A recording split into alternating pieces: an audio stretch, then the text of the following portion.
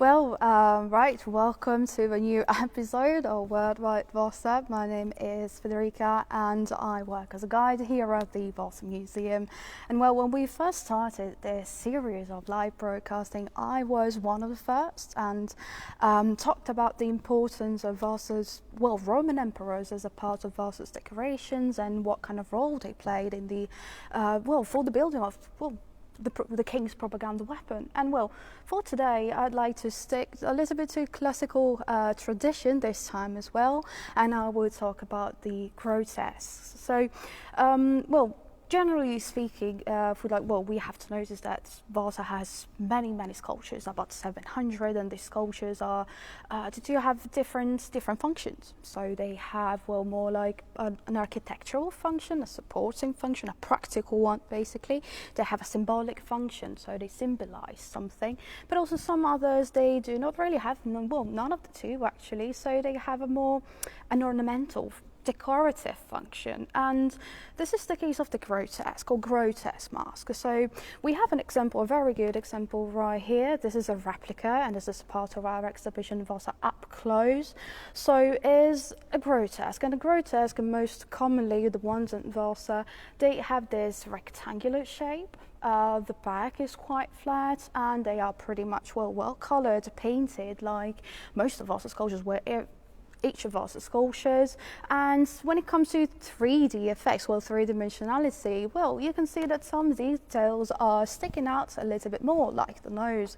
So the majority of this grotesque has had some more outsticking detail. Noticing a little bit more, we find that this figure is not really aesthetically pleasing to the eye. So it's not that perfect figure that we are used to see in Renaissance painting, if you think about Renaissance painting. So this is a very good example, I think, of a little bit the deformations, kind of experimentations that artists started to play with in the 1500s. But why the word grotesque? So think about the meaning it has today. Grotesque could mean, unnatural, deformed, unusual, ridiculous sometimes, or also, if you think about situation, tragicomic, more to the comic perhaps. So it has this kind of meaning of being also playful, which is this example, really good to see.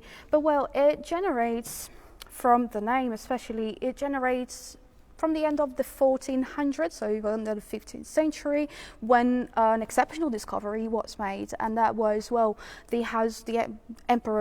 Roman Emperor Nero's golden house, the Domus Aurea. Just imagine that many years had passed. This house was covered with sediments, with mud, with years and years of different sediments. And when the discoverers went in, it was like to be in a cave. And the Italian word is grotta. So that's the name grotesque. But more specifically, this grotesque were the figures, fantastic figures, animals or human figures, geometrical forms of the nature that were used for this very typical wall painting that goes back to the Roman time. So the name, that's the name of the grotesque. Grotesque masks, or this type of decorations, became extremely popular after that. So if you think about Raphael, that's one of the most that used this type of grotesque, and then it spread out to other side of Europe, so over the Alps to Germany, to the Netherlands, and also to reach Sweden.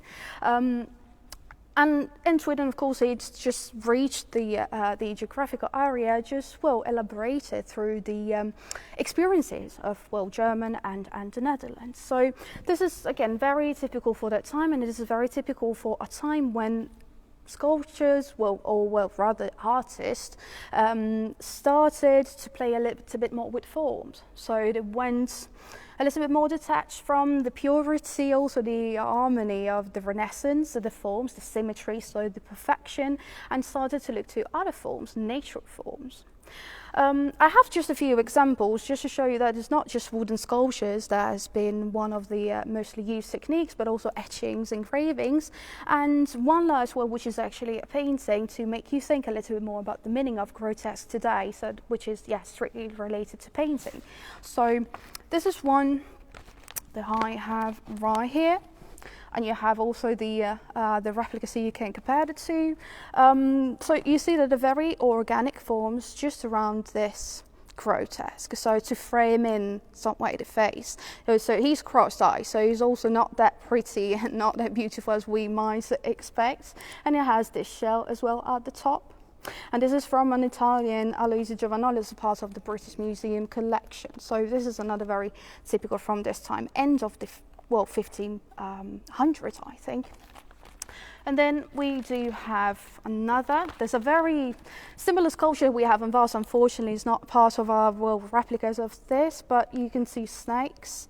You can see also lots of fruits. We have the shell right here at the top, and this is this embodies, I think, the actual character of the grotesque. So these frightening snakes, just sneaking through the nose and the cavities, the eyes especially. So this is another very good example. And this is from Cornelis Flores, so a Dutch. But there's this last one, which is very interesting to see. Is from a painting, quite famous one, as you might have seen at the National Gallery. The concept of grotesque, so of unnaturality, something not natural, deformed, unusual, a little bit ridiculous, is this woman. This is it's called the Ugly Duchess, or the an old grotesque woman, so it's not really meant to represent someone in particular. It's just a message that the artist has, to depict forms that are not, perhaps not natural to him, unusual to, this woman is dressing, dressing, and the hair is not the typical ones that an old lady has to have, so she's pretending to be young, which is as not to do.